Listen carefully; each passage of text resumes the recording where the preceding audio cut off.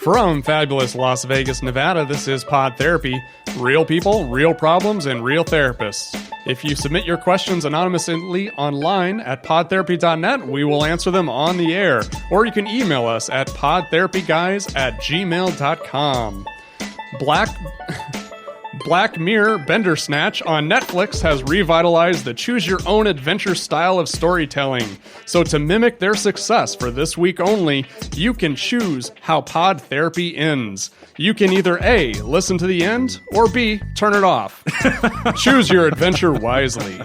And now, broadcasting from Level 9 Studios, that guy is Dr. Jim Jobin. I'm Nick Tangeman. It's time for some pod therapy. So I've never seen this show that you're talking about, this Black Mirror. I've heard terrifying things about it. Oh, it is? Oh, my God. I've heard really scary things. So here's the thing about Black Mirror. I've only seen one episode. Okay.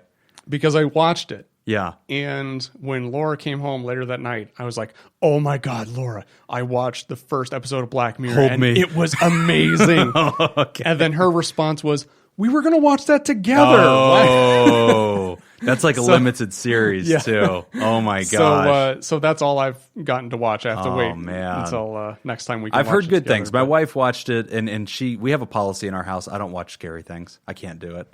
So, like, it doesn't happen. I can't watch scary things, dramatic things. I exclusively watch kids' cartoons. Things? Yeah, Disney cartoons is about my threshold. Like, there's even scenes in Mulan where I'm like, okay, I'm getting popcorn. I can't do this right now. Wow. Yeah. Okay, remind me of palate. Remind me of all of this when we get to our A block, which is on masculinity. Yeah, let's talk about masculinity. So we'll dive right into it. And actually, this is it's one of those rare episodes where we actually get to start with a study. And so this one's really, really interesting. So this week we got a question from our favorite psychology student and future clinical colleague, Kate Keller.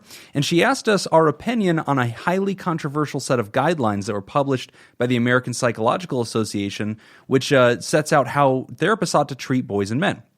So if you want to read the report, we're going to put a link to it in the description.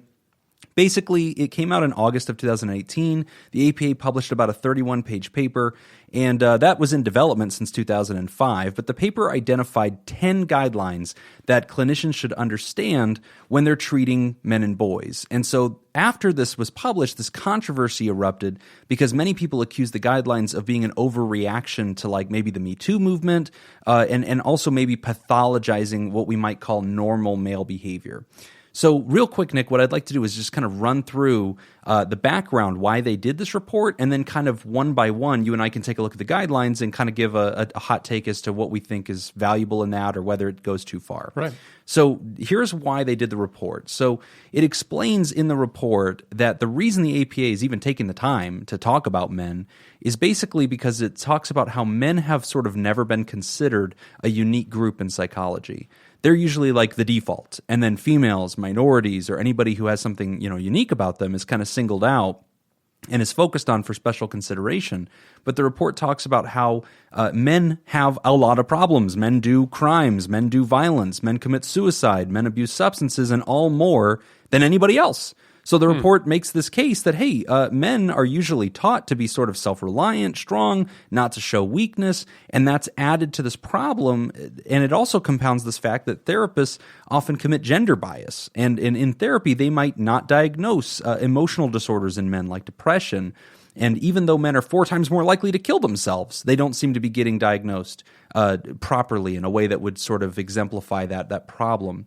So the APA decided to make this whole report. And basically the report is 10 guidelines that they're saying, based on research, these are things that they're asking every therapist to think about and to sort of endeavor to do whenever they're addressing men and boys. Okay? So real quick, I'll start with the first one. So there's 10. And the first one is, they want therapists to recognize alternative forms of masculinity. So basically, this one is talking about how we have sort of this dominant form of masculinity that's in our culture. So that's what's on TV, like Chuck Norris, tough guy that doesn't have any feelings and just scowls at you, or Arnold Schwarzenegger, big buff guy and doesn't get hurt and rubs some dirt on it, that kind of thing. But the report says that therapists need to go out and proactively try to understand that there's other ways to be a man. Think like Mr. Rogers. He's a man, and he's kind and he's Right. interested in people. Or David Beckham. He's a man. He's a major athlete. He is stylish. He takes care of himself. He has work-life balance. He loves his family. And so that's the first big guideline, is they want us to challenge a traditional view of masculinity, and at least therapists ought to become aware of alternative masculinities and be prepared to show clients what those look like. Okay, good so far. So far, that doesn't bug you. No, that makes perfect sense. Okay, so you're and I think- not going to get on the Chuck Norris bandwagon and say, to hell with this. This is No, snowflakey. No. And I don't know, were people really upset by that one? Because that one seems rather benign. I think most people would probably agree with that. Well, the argument is that we're trying to like soften. And so don't aspire to be a tough guy, aspire to be Mr. Rogers. And so that there's an argument that's like, oh, this is the feminization of masculinity. Right. Which the alternative is, you shouldn't be even saying that. Like the fact that you're saying this is a feminized version of a man is why we need this study. Right. Like we need these guidelines because that's inaccurate. That's just a man. Mr. Rogers is not a female version of a man. Right. He's a man. Right. Like that's what that is. David Beckham is a man, not Right. a different version of one. Yeah, and so yeah. like that's what they're trying to challenge in that report. And that makes sense. And I think we've kind of seen that shift away from the John Wayne style Right. of masculinity in TVs and movies. Yeah. I mean, we can come up with examples to the contrary of that, of current movies where there's, Right. the masculine tough guy Right. type. So we need to kind of teach people that. Yeah. So I think you and I are on board with that Yep. one. So hot take to the guideline, APA, so far you're 1 for 1. You're getting the pod therapy support on that one. That's fine. the stamp of approval. So far, you got 8 more of these, or 9. So number 2, the second guideline that they came out in this masculinity report is that they say that therapists need to blend other life events into masculinity. So basically here, they're talking about how masculinity isn't technically just being a man, right? Your version of masculinity is individualized, and that could be individualized based on whether you immigrated here, your sexual orientation, if you're gay, straight, or otherwise, if you're employed at a given moment, what stage of life you're in. Are you in your 60s? Are you in your 20s? Have you experienced chronic disease? And 1,000 other things that the APA is talking about have an effect on a person, and those probably need to be considered when we try to help that person become or live up to an image of masculinity, that they want those to be factors in that. So far, what do you think of that one? Yeah.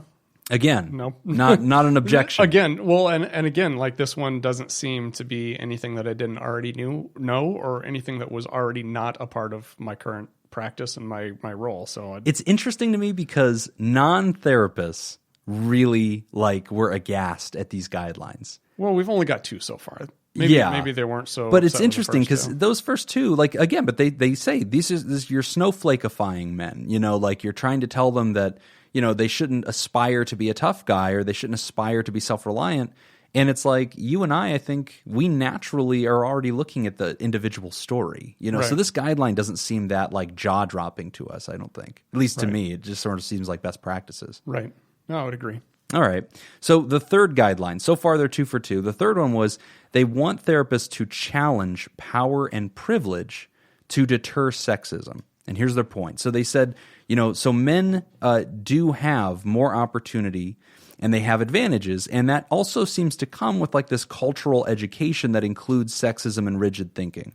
And so they say men, enjoy these advantages, but they also tend to be sort of indoctrinated with sexism, with rigid thinking. They don't know that there's alternative ways to be a man. They don't, believe that they should necessarily seek to give others advantages.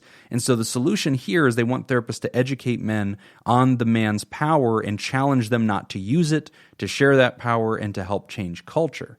So what are your thoughts on that? Yeah. Really? Cool with it. Again, yeah. I don't. Yeah. Why does that surprise you?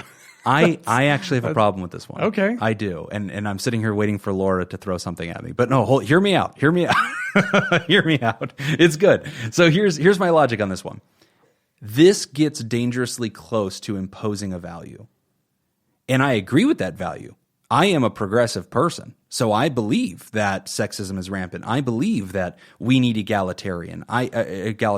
I believe that these are good values in a liberal democracy, and they're good for democratic wealth. And I think that they're good for humans, right? I think that humans do better when they don't, suffer from bias and they don't suffer from prejudice. And we bring to light some of their unseen, unconscious views about other people, right? Whether that's racism or sexism or whatever.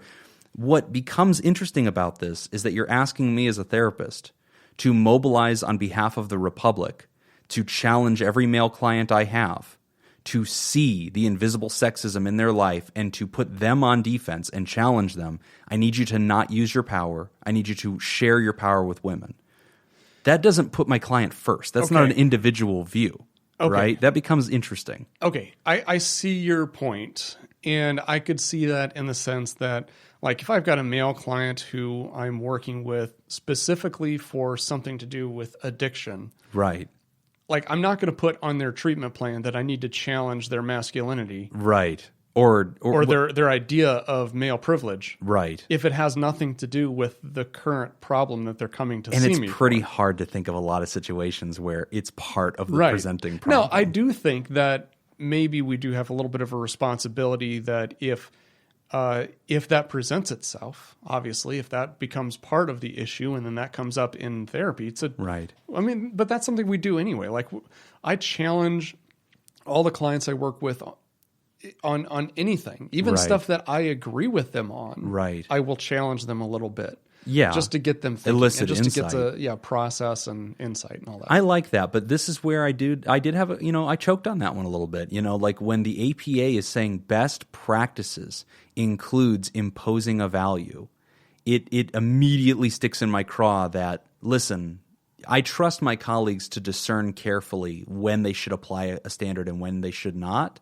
But it is dangerous when the APA from on high presents these values and says you should do them. And it starts with saying the reason we're doing this is because a lot of therapists are bad at treating men. We're doing this because a lot of therapists have a weird bias with men where they don't see their weaknesses, or they don't present diagnosis for depression, or they also get roped into toxic masculine stereotypes. The therapists do. And we're talking about a field that's like heavily dominated by females that a lot of male patients don't necessarily feel, that they would be heard or understood by. And we're teaching those therapists, hey, you know what we really need you to do? We need you to get in there and school this dude on the Harvey Weinsteins of the world and in masculine capitalism and how we need the feminist resurgence. And it's like, I don't know that that's the place of the therapist. I think that that's the place of a sociologist. That's the place of culture. I think that asks me to have an agenda that I inherently don't feel comfortable having. Yeah, no, I get that point. So that one kind of stuck in my craw so far. But all right, so I'm going to score them 1 for 3 in my book. It looks like it's 3 for 3 for you. All right, so number 4, the fourth guideline that the report came out with was that therapists need to understand male relationships. And so here, the APA is saying that men tend to avoid intimacy in part because they're taught that it's not okay. And so they want us, the solution then is for us to help men see that it is masculine and it's okay to have intimate relationships that are vulnerable with others. And that's an area that they really want us to challenge because they see that is being an area men don't necessarily do naturally. Right. And I think part of the issue too is, this is geared directly towards therapists. Right. So assuming that you are using these best practices rests on the assumption that the person is already in therapy. Yes. So to some degree, they're already challenging some of this. Yes, good point. So, that's kind of the other side of this too, is that like men, I think, do have a higher resistance to going into therapy. Right. There is more of a stigma, I think.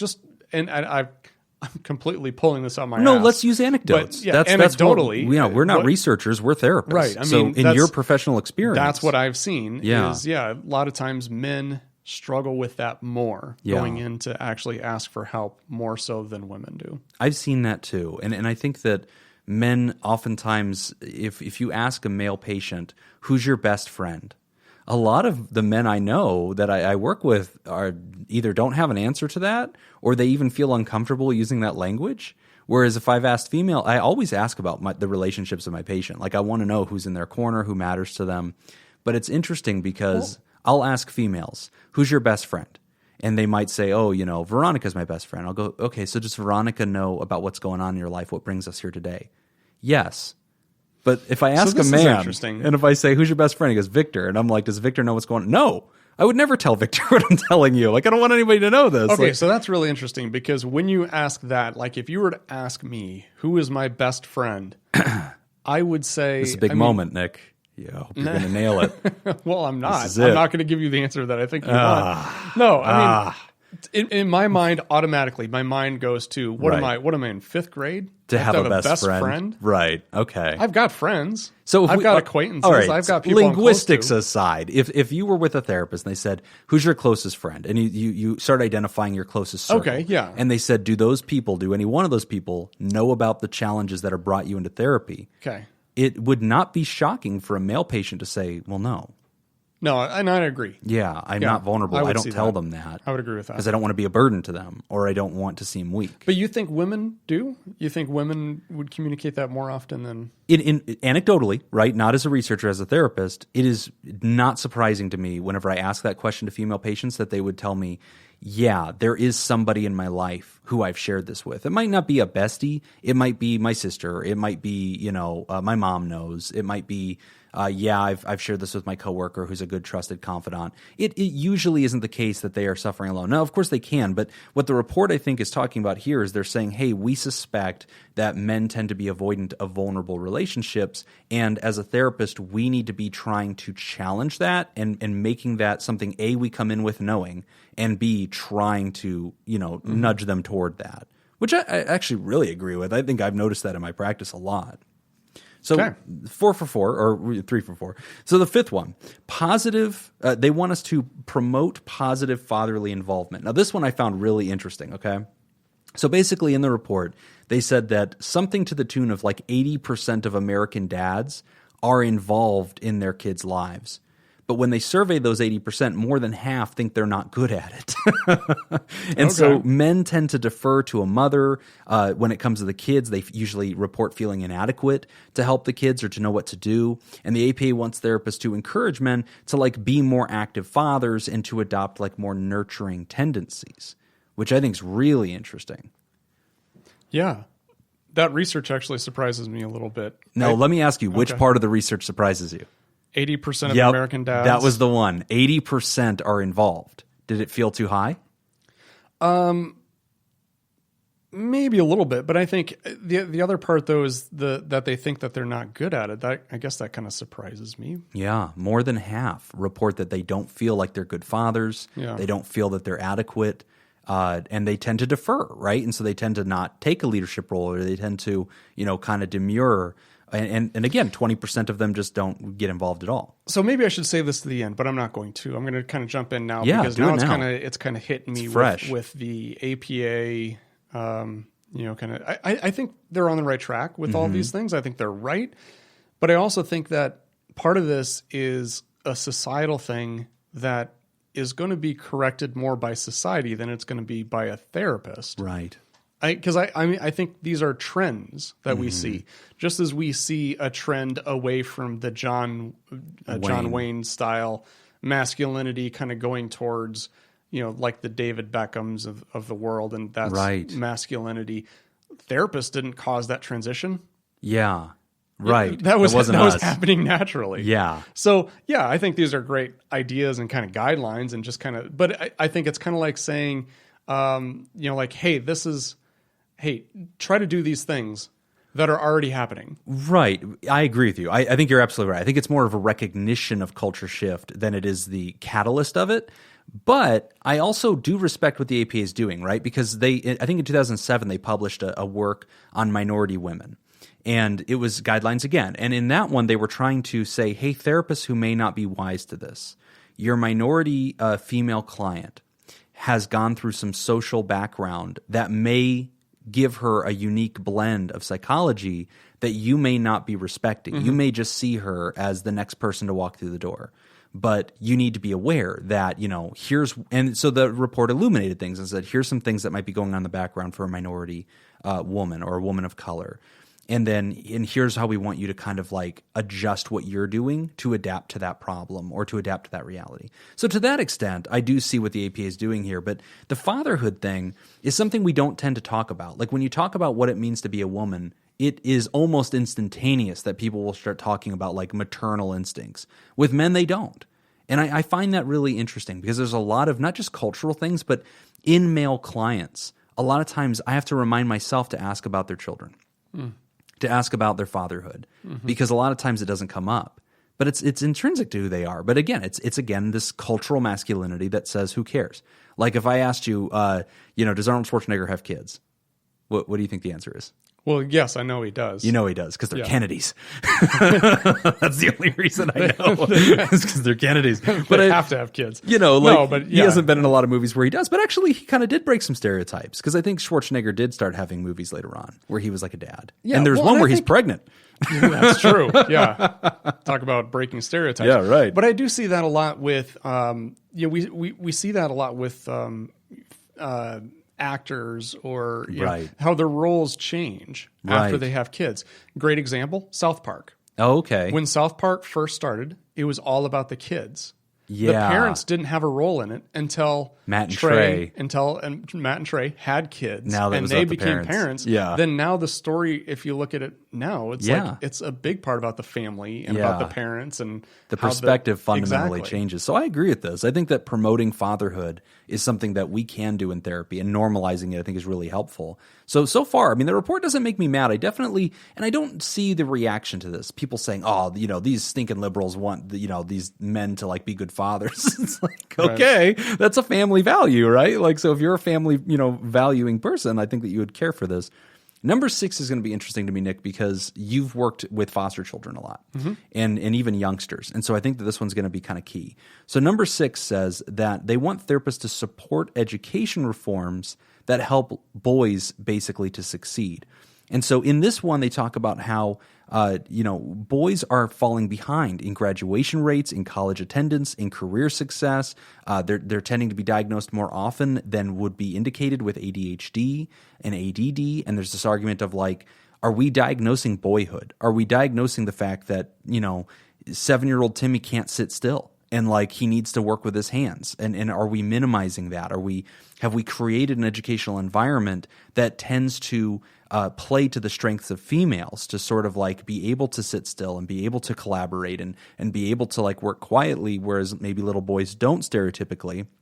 And so this point is about the classroom environment and education systems may need to change to fit how boys behave at a younger age, which is really controversial. I mean, that's huge. What do you think about that? Well, I mean, are they saying that boys are falling behind more significantly than girls are? Yes, that's the comparison. Is that that's interesting? The line has dropped. Overall, I think our education system as a whole is bad. is falling apart, and to me, it's all about because that's what you invest in. Like you get a return on whatever you invest, and if you cut investments in education, then your return in that is going to decrease. Yeah, and maybe part of this. I mean, I'm going to throw in another variable here, but maybe another part of this is how teachers can relate to male students. Right.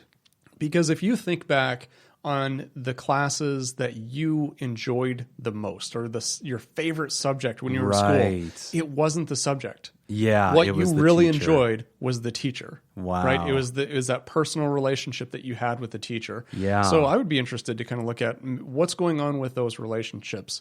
Right. How are the boys not connecting with teachers? Are teachers stressed because their class sizes have now doubled? Oh, yeah. I mean... Well, those are all good factors, but the boy thing, I think, is the zoom in. My wife's a teacher, and one of the things that I see a lot among her colleagues and just among anybody, sometimes, especially female teachers, they're vulnerable to this. They'll encounter little boys, and they'll interpret certain behaviors as pathological. And so say, that boy has ADHD, and that boy has ADD. But if you ask like a man to size up this kid, they'd go, no, that boy's a boy. That's what they do. Like you got to nail them to the chair. Like it's hard, and they can't sit still for this many hours, and they can't focus in, and they're not interested in.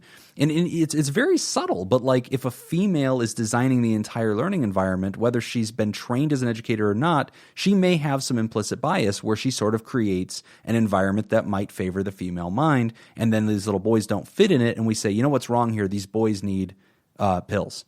So it's almost kind of saying, it almost sounds like you're saying boys will be boys. Well, yes, but not in like the terrible context where it like excuses everything they do. Okay. When we're talking about little boys being little boys, yes, they're behaving like little boys. And we can talk about culture creating that if we want, whatever. They are, I don't think that we need to punish that. So I think that this was actually a nail on the head moment for me. I liked that the report talked about this. I thought it was really talking about like changing things so that we're, making a more individualized environment. It's funny because you talk about the teacher thing. So my favorite teacher was in high school. And Lauren, I don't even know if you knew this guy. Did you ever have a class with Mr. Curry? He was a biology teacher in science. Did you have a class with him? Old bald guy? He's still alive, by the way. I still get coffee with him. He's in his 80s. So yeah, he's super cool. But Mr. Curry had a special science class called Global Lab, and like we got to leave school. And so like if we were going to learn about marine biology or like something like anatomy, he would take us to the lake. We would rent a boat. We would go out and catch fish, and then we would like open them up and like learn about it. And he would sit there and explain what we were looking at. And it was like the coolest class ever. Like we learned about pollution by like going to like the actual water treatment plant and like learned about the chemicals they put in there, and they gave us a tour. And it was only a class of like 10 kids. So it was like this really cool like activities-based class, but I learned so much. And I don't remember what I learned from books, but like I remember that hands-on thing. And I don't know if that's not an argument for like that's a boy style of learning. I think that's a human style of learning. But you're right about that point about the teacher. And the design of the program really makes all the difference. So I agree with that point. And so far, it doesn't send up any red flares. So the seventh guideline that they're talking about with boys and men is that therapists need to work to reduce violence, substance abuse, and suicide. Oh, shit. Yeah. I've been doing this backwards. You've been trying to increase it, right? Yes. I've been saying that the answer is more violence. More violence. That fight fire with fire. If we kill everybody, there will be no more violence. All right, moving on. 8. Yeah. So straight 7 to was number pretty 8. easy. But I want to zoom in on that for a second. So in that one, they say therapists need to target that and get involved early. I really agree. A lot of times with boys, whenever they have anger or bullying or behavior stuff, we treat it with the punishment system. We treat it with discipline. And recently, my private practice is near a high school. And a lot of parents are starting to bring me their high school age boys, and they're saying, hey, he just got in trouble at school. He got in a fight, and I'm bringing him here. Instead of just like disciplining, they're bringing the boy in and saying, maybe you need therapy. And I'm really grateful to see that. I want to see more parents doing that. Because with little boys, it goes back to the, boys are boys. Right. If your child is committing assault, if your child is being bullied or bullying others, or gets caught drinking, respond to that. And yeah, I do think that's the proper place for a therapist. I do think we should be trained to get in early and try to deal with that. Okay. I think it's really meaningful. So anyway, I think we both agree. I never had that issue because I was a little kid. Right. I did not become violent because I was going to be on the losing end of that. You mean you were like smaller than the other boy? Yeah, a lot of boys I was become pretty short. I was. I don't know. I've seen some boys that's why they become really aggressive. Sure, is to sort of be the instigator. That way they can scare the other guy back. Right. And I've like had to work with them. Like, hey, you're falsely perceiving a threat, man. Like you're not in danger. But I've seen it go both ways. So I thought that was a really good point. Number 8. Therapists need to help men and boys seek health. So here the APA is talking about how men are less likely to take care of themselves, like eat well, go to the doctor, take medicine, get therapy. And so therapists are supposed to be like challenging that mentality and helping boys and men start being proactive and being healthy. But first, Nick, do you even agree with that assertion that men tend to not pay attention to that? Yes, I do. Yeah, I know a lot of guys that don't go to a doctor. Yeah. I know one of them very well. Yeah. You're pointing at me? Me. Oh, okay. You don't go to the doctor?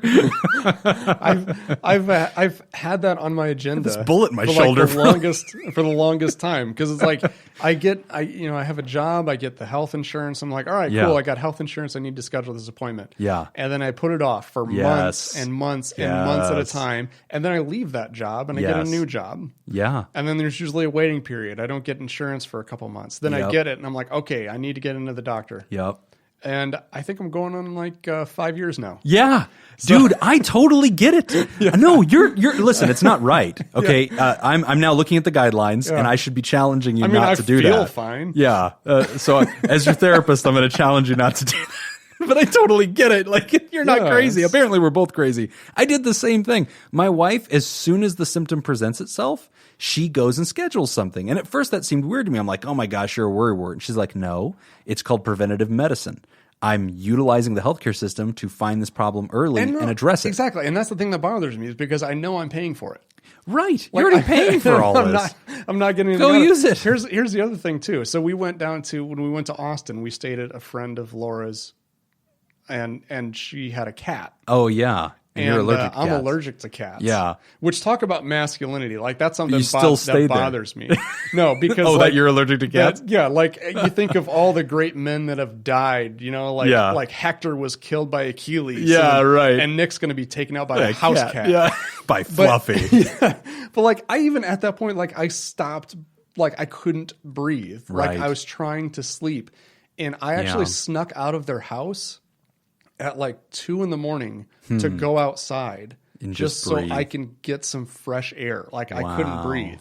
And in that moment, I'm like, man, I need to get to a doctor right away when I get back. Right. But did you? No, still haven't. No. That was months ago.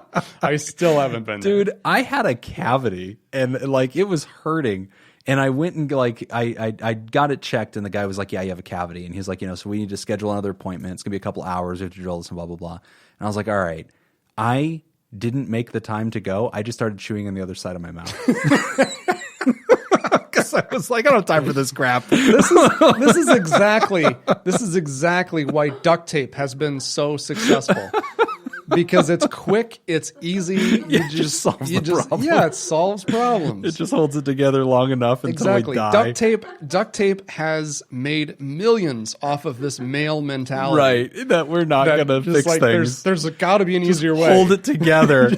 Eventually, I'll die. Exactly. If I could just get it to work until then, it'll be okay. It's weird because I get it. Like, I totally get what you're talking about, which is like, well, how many years do I really have? Maybe get 60 more. I mean, I'll get around to this. I could chew on the other side of my mouth for 30 of those. Yeah. So, I think that the APA kind of nailed it on this one. Yeah. So, number 9 was to catch gender bias. I liked this one. So this goes back to that part where the study justified like why it exists. And it says that fewer men get therapy. Men often report that they don't feel understood by their therapist. And they don't tend to get diagnosed for depression at like the rate that they probably should based on the research. And they're just typically assumed to be okay. Therapists miss a lot of warning signs. And so the APA wants therapists to better understand men so they can see through that and maybe try to like challenge men where they're at and not just make these assumptions. So, I mean, what are your thoughts on that? Yeah. Very good. Feels accurate? Yeah, I think so. I've actually struggled with this sometimes because, like, we live in an era where there is an appropriate reaction right now to masculinity, and men everywhere are getting put on notice, and we're seeing some very important social upheavals. And again, I'm a progressive, so, like, I'm yes for that. Like, I'm a big feminist. I have a daughter. Like, I'm all about it. Right. I was a feminist before I had a daughter.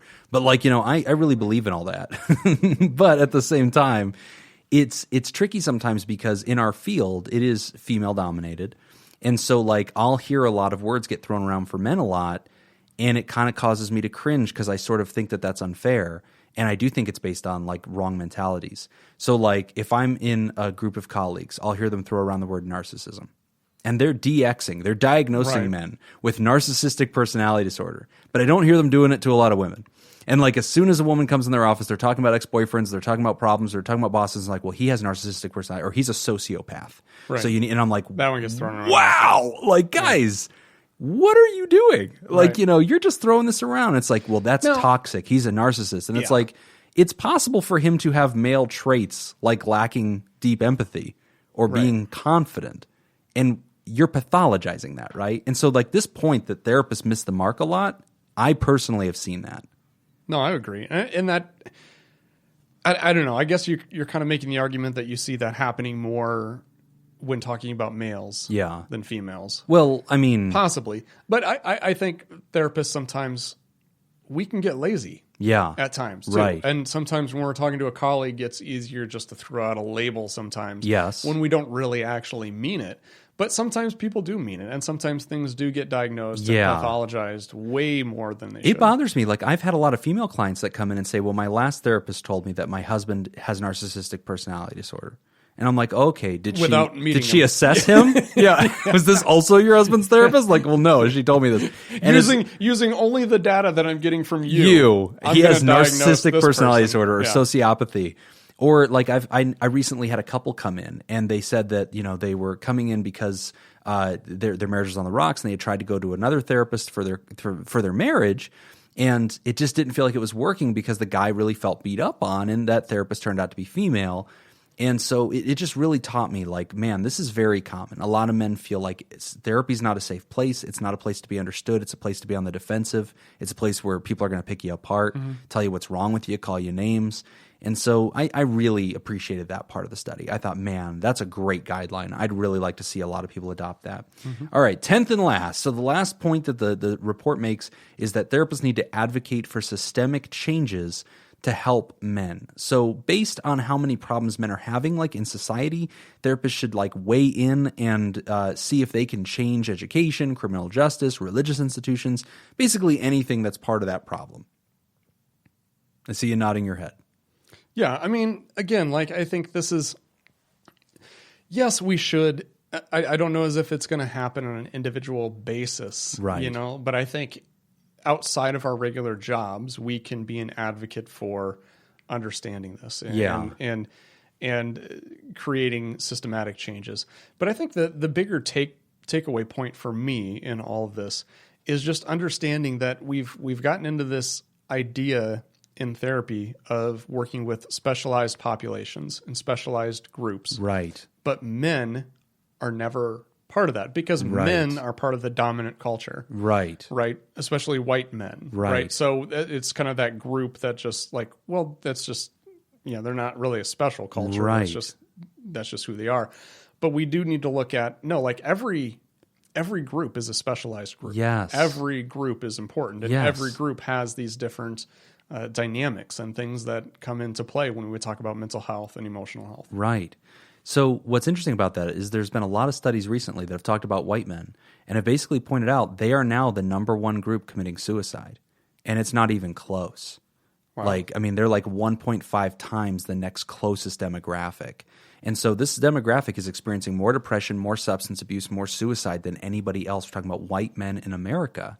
And yet we as therapists tend to still get sucked in to this cultural debate about these guys deserve to be punished. They don't deserve help. They're the white devil. And it's like, as a therapist, whoever walks into your office for help, we really have to challenge those biases. So, you know, to Kate, our aspiring future colleague and favorite psychology student who challenged us with this question and said, hey, can you guys kind of take a look at that report? I think that we generally do support it. You know, we qualified each tenet of it. I don't agree with those in the news that are saying this is like a feminization of men. I have noticed that the healthiest men that I've ever worked with were the ones that had adaptive and broad views of masculinity. When they had a rigid view or like a cartoon character view of masculinity, I never thought that served them very well. And I don't know if you feel like this, Nick, but sometimes I found myself with men of all ages, sometimes young men, sometimes older men, actually role modeling that it's okay to be a guy who knows about feelings. Right. And like, but sometimes that takes them aback. Like I've had a guy tell me like, you play fantasy football. Like, you seem like a normal guy. You have a beard, but like, you have feelings and you talk about them. You've got most of a beard. I have most of a beard. You don't have, that's a mustache. I don't have the mustache. Listen, you're very proud. I knew you were going to use that against me one day. Just because you can grow a full beard. I've been waiting for 7 years. I just got that this was right my in my chance. pocket. But have you noticed that with your patients? About Sometimes your beard? you're role modeling you're role modeling masculinity to them sometimes. Yeah, absolutely. I mean, we've had that discussion. Well, especially in when we talk about addiction, because addiction and trauma go hand in hand. Yes, and especially a lot of veterans that I've worked with. Yes, where veterans, they come back and they're scared, like they've got intense fear and they're constantly on guard. And they sometimes will interpret that as like, this is a weakness. Why am I reacting like this? I'm like, no, this is your body's normal reaction. Right. So you have this, especially when we talk about the military and this idea of masculinity, right, where it serves them well.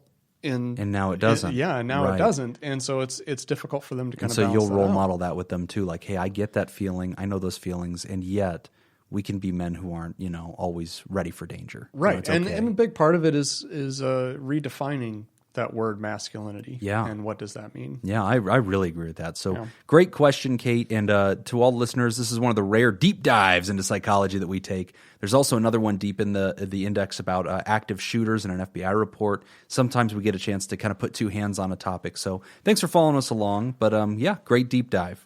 All right, and we're going to take a quick break, and when we come back, we discuss cutting grandpa out of the family. You're listening to Pod Therapy.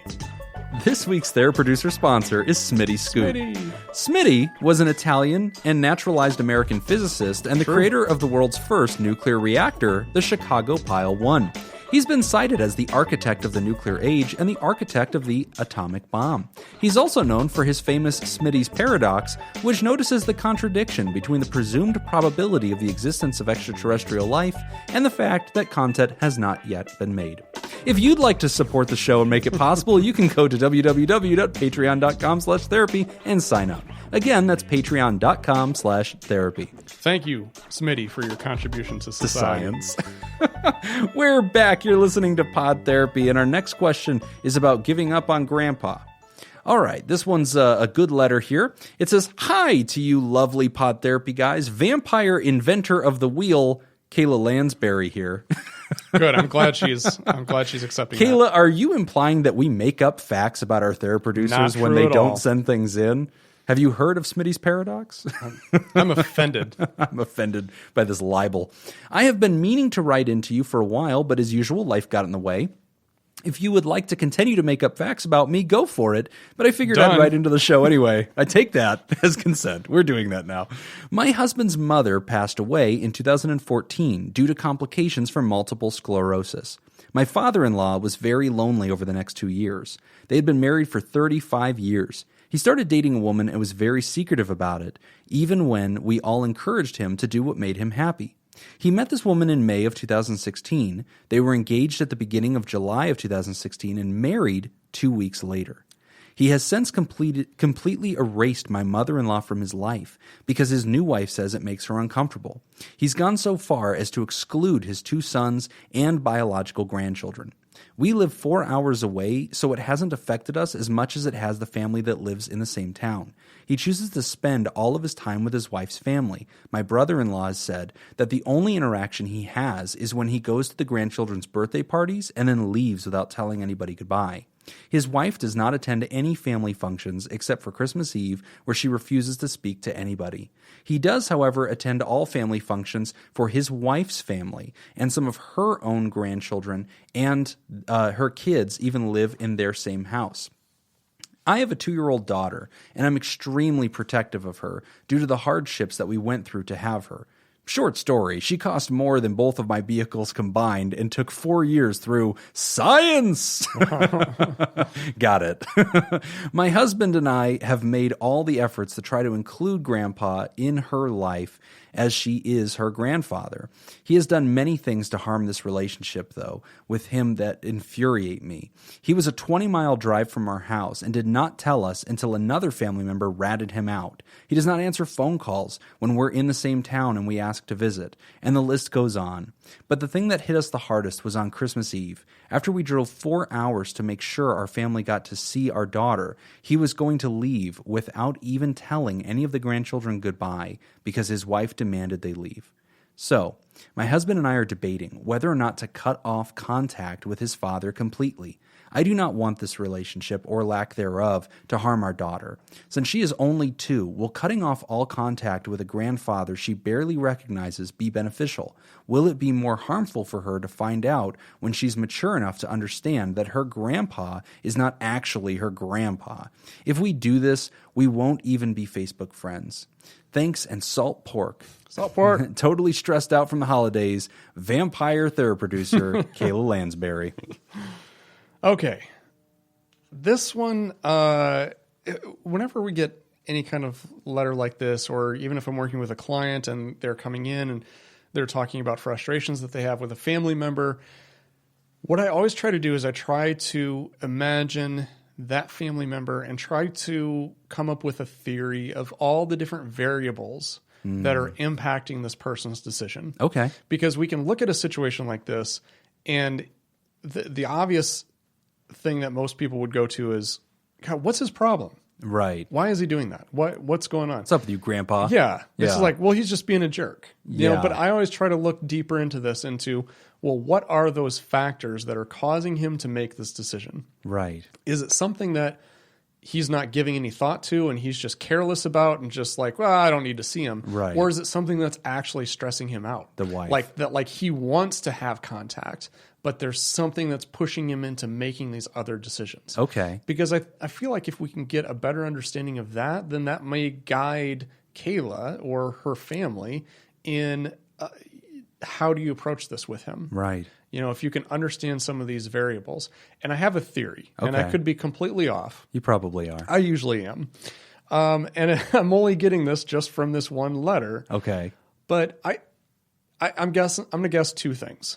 We've kind of talked about this a little bit before in the past when we talk about divorces, right? Yeah. And how people are in a relationship and they create an identity based off of that relationship, right? Like, so Jim sees himself as being a husband to his wife and a father to his children. If all of a sudden that was gone, we have an identity crisis. Right. Who am I? Exactly. Yeah.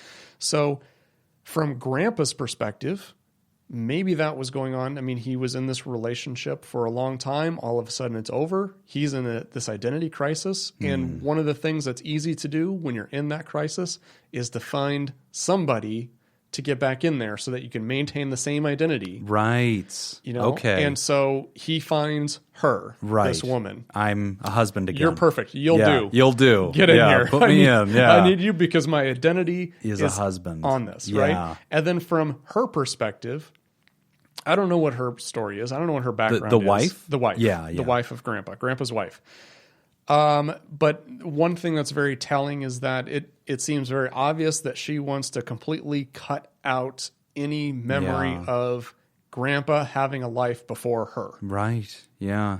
So it seems like Grandpa kind of gets into this pickle in a sense where he's like, I need her because I need this identity, but yet she's forcing me to cut off contact with my family to eliminate these memories that I have of this life that I had before her. I don't know. I think maybe that's kind of where Grandpa's coming from as far as how do you, Kayla, and your family deal with this? You have any thoughts? I do, a couple of them. So first off, I really identify with Kayla in this one.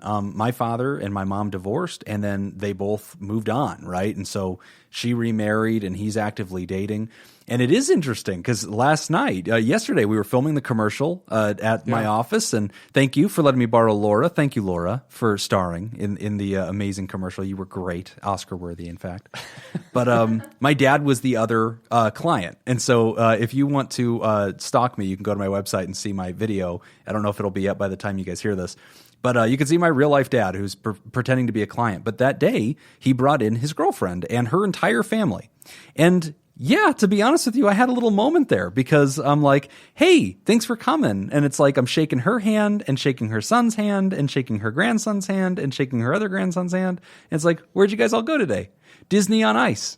Oh, that's cool. You took her whole family to Disney on Ice? Yeah, it was lots of fun. Your kids would really love it. And I'm thinking like, yeah, if only they had a grandfather that wanted to take them to Disney on Ice. That's interesting. You took her grandkids. Not mine, you're not yours. And so I get that feeling where Kyla's at, where it's like, or Kayla, where you're like, okay. And I've had to put myself in check with that, to be honest, because like my natural instinct feeling is jealousy. Well, yeah, because you're automatically going to go to that. But then to argue the other side, not everything is going to include both sides of the family. It doesn't. And you know, the argument that does occur inside of me is like, this is not a singular example. You know, we don't see him anymore. Like he spends all of his time with her family and her kids, and they just started dating. And that's fine. But here's the thing, as I had that resentment, I had that initial reaction of like, what the heck? And you know what? It's almost disrespect to my kids, or it's like not loving them or not being there for them, and jealousy. But Kayla, what I had to do for myself, and I did this through a thoughtful kind of introspective process, is I thought, you know what? What if my friend moved on? What if my friend, you know, got a girlfriend and now spending a lot of time with that person? Good for them. They're healthy. They're having a great time, and you enjoy her family, spending time with them. It's not a zero-sum game, right? Where like either your love goes to me and my people or goes to her and her people. I kind of need to allow you to live. And, you know, of course we all have those flickering thoughts, Kayla, where it's like, you know, do I just cut this person out of my life? You know, do I tell them they're not welcome anymore? Am I protecting my kids from negligence or from absence? And I'm going to challenge your logic on that because I had to do it for myself. I wasn't thinking about cutting my dad out of my life, but I did have to challenge this thought because it's not that way. I would rather have 5% of a grandparent than 0% of a grandparent. Mm-hmm. And for kids who don't understand the complexities and the expectations, that 5% becomes important memories for them. Sure. And you're right, it's a little bit more complicated because in this sense we have to treat your daughter almost as if she's adopted, that one day she'll discover that's not a biological grandparent. But I strongly suspect that what will matter to her is not the truth of the bloodline. What will matter to her is the 5% memories that she has. Yeah, those are useful. I would agree. And I don't see it as being harmful, you know, because that's kind of the question that she's asking. Would it be harmful? Not really, because your child doesn't know anything other than that, right? Yes. I mean, it's kind of like I remember back to when I was a kid. My mother's side of the family is pretty big, and I've got like 20 some cousins on that one side of the family. Mm-hmm. All of them lived in the same town as my grandparents, except for my sister and I, who lived a couple hours away. So the relationship, I only know my relationship with my grandparents. I don't know theirs. I don't know theirs. Yeah, right. And so it's a lot different. And I realized it as an adult. Well, I wasn't an adult. I think I was in high school when one of my grandparents died, and at the funeral, and just kind of talking about with my cousins and how this is impacting all of our lives, I realized at that moment it impacts us differently. Right. Right. I'm going to miss them on holidays, and I'm going to miss them, on birthdays and things like that. They miss them on a daily basis. Right. Because they would go over to grandma's house after school. Yeah. Or they would always stop by. They'd be out playing with their friends and they get thirsty and want some water. Grandma's house is right there. Right. And they have that a different relationship. But the relationship that we have is that's the only relationship we know. So it's not going to be harmful for your daughter. She'll just know that part of the relationship. I agree with that. And so Kayla, I think in summary, your daughter does not stand to experience any negativity by grandpa's new infatuation with that family and attention to them. So that part, take that off the table, because that paternal instinct inside of you to protect her from these wounds that you and your husband are experiencing at grandpa, she's not capable of receiving those same wounds. And so I want to just tell you that first, because I think you can let your guard down and not be fearful that you need to push other people away, because you said you are very protective. And I would say she's not at risk of any kind of negativity. And whatever percentage of memories she gets with a grandparent is hers to cherish, and it's hers to value. And as long as he's not a negative, dangerous, hurtful person, then there's no reason to block him out of her life.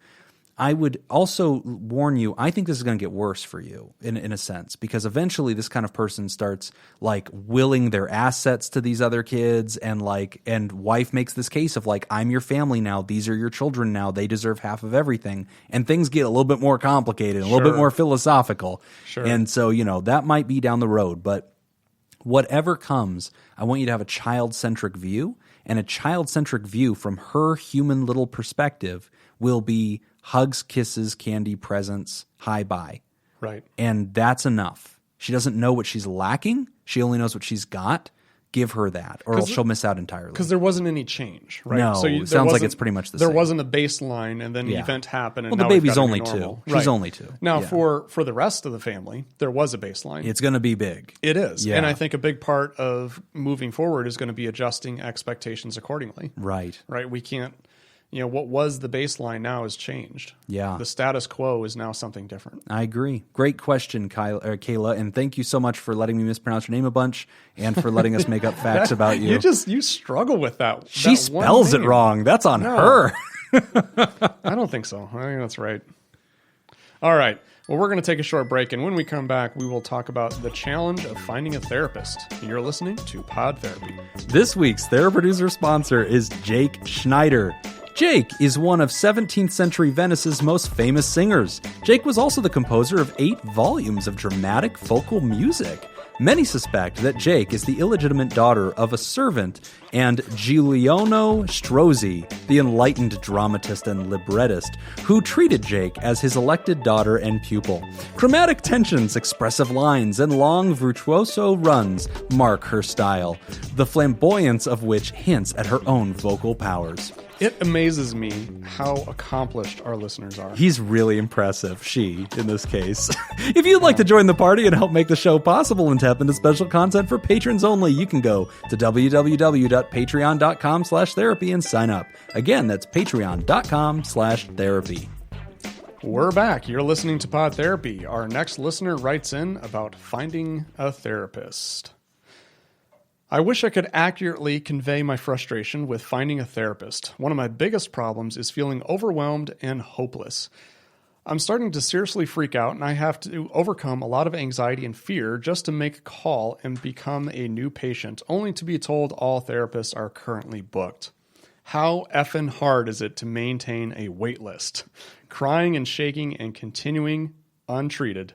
Anonymous. God, that's terrifying. Yeah. It's horrible to listen to. I mean, it's just horrible. It's really frustrating from a therapist's perspective because I was actually having this conversation with Laura, a couple of weeks ago, and we were kind of talking about like, what the hell is the problem? Right. Are there not enough therapists? Right. And I was saying, no, plenty of therapists, and there's plenty of people who need help.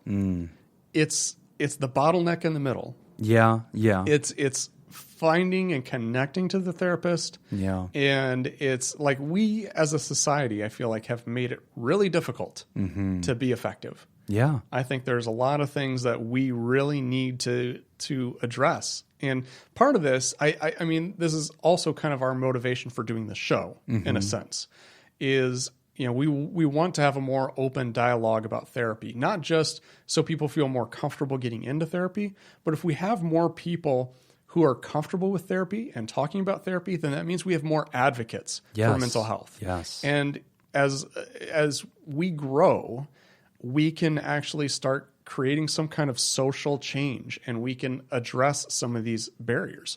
Some of the problem is like with insurance, where insurance providers, they've got no motivation really to pay for services. Right.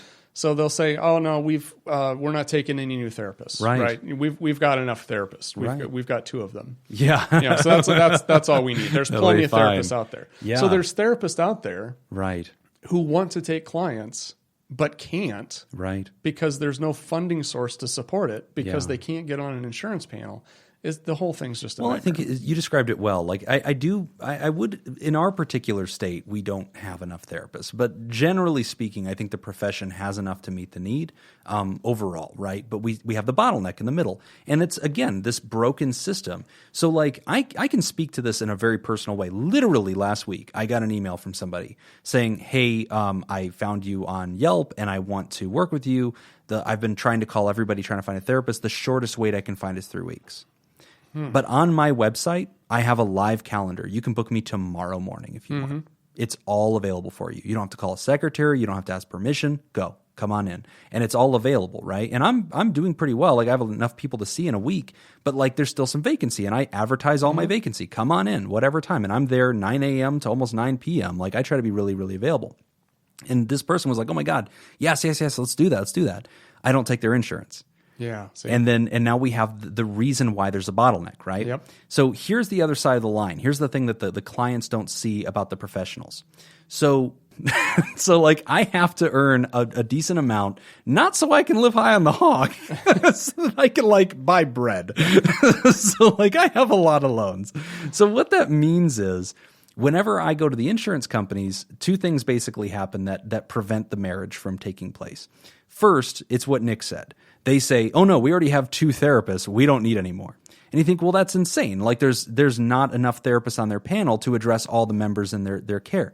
They know that. Yeah, but they have no motivation to change it. Because they don't have to pay money if you don't go see anybody. Exactly. So if they can meet the legal definition of having people on their panels, and they can say that there's people, or they have hired an agency to take care of it or whatever, then they can say that there's availability. That availability is 3 weeks out, right? And so, but you just have to wait. Well, that's unreasonable, right? But they can say whatever. For them, they can count exactly how many sessions will occur in a year, because there are only 40 hours in a week and there are only X number of therapists. And if every single one of those is booked, they know exactly how much they will pay. But they don't care how many members actually got quality care. So that's the first part, is that the insurances like control cost by keeping a bunch of therapists off their panels. But here's the other way they control cost, which I found out recently. I spent 3 months, I hired a specialist to help me pursue every single insurance panel. I got to the finish line with all of them, but you don't get to know how much they're going to pay you until you get to the altar to marry them. And so I got to the altar, That's dirty. Contract in hand, ready to sign on and be a therapist on their panel and help their members. The reimbursement is half of what any normal therapist would charge. And the trade-off is they go, yeah, you're only going to get paid half, but you're going to get a ton of clients, right? So you're going to be fully booked. But here's the thing, Nick. You spend an hour with your client, right? Usually about 50 minutes. In that time, you do your work, you wrap up, you send them on their way. You immediately take a drink of water, go get your next client, you keep it booking. You're not going to get paid for that hour. Not until you spend another 30 minutes generating paperwork to justify that hour and sending it into the insurance company. So you're going to get paid half for your normal hour, and it's going to take you 90 minutes to 2 hours for every single client to even get that. And a lot of times you have to spend time on the phone talking to the insurance first, saying, hey, can I treat Nick? He's here, he's asking for help, he presents, and they can go, nope, or whatever, even if you're impaneled. And you have to come back to them like every 4 sessions and go, hey, is it cool if I keep helping this person? And like you have to come up with all this extra stuff. So it's so much work. You end up doing twice the work for half the revenue. And if you have debt, if you have student loans, if you've, done a lot of work to get good at this, now you can't afford to do it. Right. And so I literally couldn't afford to get on the panels. I was sitting there. I had spent money to get a specialist to get me to this point. I was holding the contracts in hand. I had to decline every single one of them and shred the contracts. And they knew I would. Yeah. That's what they were wanted. counting on it. They're putting it so low that no therapist could reasonably say yes and work with them. So then they get to say, guys, I don't know what the problem is here. I mean, we're inviting therapists all the time. And they go, why do you only have 2 therapists? God, there's only like 2 that want to sign up with us. That's the weirdest thing. Yeah. And so therapists can't afford to do the job. And so there you go. So whenever you call your insurance and you go, I need to see a therapist, it's a 3-week wait. If you want to come see somebody that's out of your network, you can see them tomorrow. But you're paying like a premium for that. So like you're going to pay out of pocket what your insurance would have cost you. And so obviously it creates a two-tiered system where there's one group of humans that have discretionary income that can go get help, and there's another group of humans that are having to use their insurance and wait 3 weeks. Mm-hmm. And at the same time, a lot of therapists are wringing their hands really frustrated with this because we want to just help everybody. We think the system is ridiculous, but there's nothing we can do because we're the people that are doing the job and also trying to get paid for it. So it's really, really messy. Yeah. I mean, Anonymous, we can definitely empathize with that. It's terrible. And we don't care for the system either. Yeah.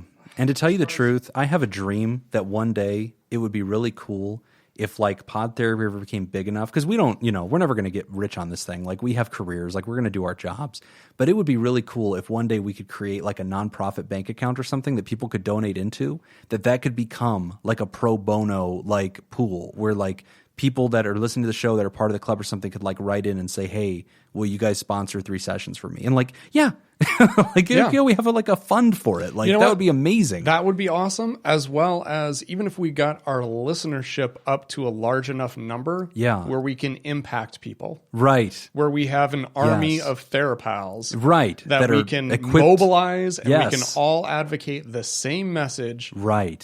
So the loud voice gets heard. Tip the scales. Anonymous, listen, as 2 therapists, it breaks our hearts hearing that you're not getting the help that you need.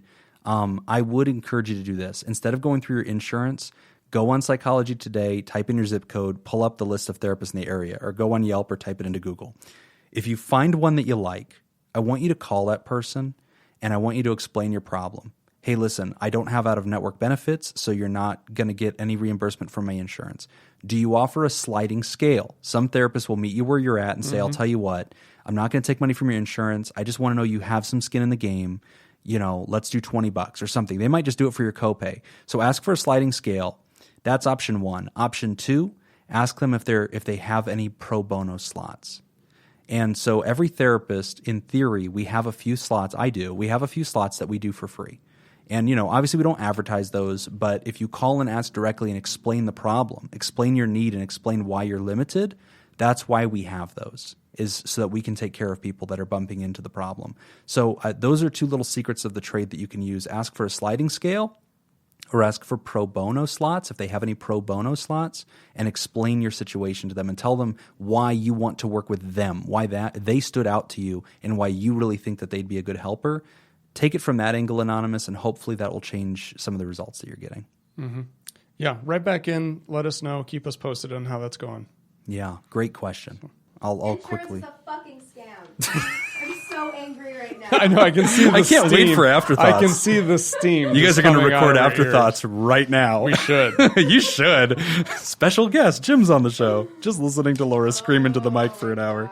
All right, Nick. That brings us to the end of the show, and we just want to thank our Theraproducers, who are special Patreons. They are the Elite 8, the mysterious and shrouded Illuminati members of our fan club. Thank you, Smitty Scoop, Jake Schneider, Robert Brownie Jr. Mint, Kayla Lansbury, David Datascoop Violon, Judy Schneider, Gray Whitaker, chairman of the board, I'll have you know, and Dr. Ben Has Dirt on Nick Dawn. If you'd like to hear this episode uncut, unedited, and enjoy the special extra content like our book club and discussion groups, please go to patreon.com/therapy, and thank you for supporting mental health. That's all the time that we've got for this week's session. We want to thank our landlords, the Ice Cream Social podcast, and thanks to those who contributed to our show today. We really appreciate it. Remember, pod therapy isn't something you should keep all to yourself. Help us reach others by opening this episode's description in your podcast app and copying and pasting the link provided into your social media. Don't forget, you can find us at facebook.com/podtherapy, on Twitter @PodTherapyGuys, and now at patreon.com/therapy. Do you want to submit a question to the show? Ask anonymously at www.podtherapy.net or email us at podtherapyguys@gmail.com. I'm Nick Tangeman. I'm Jim Jobin. Thanks, and we'll see you for appointment next week.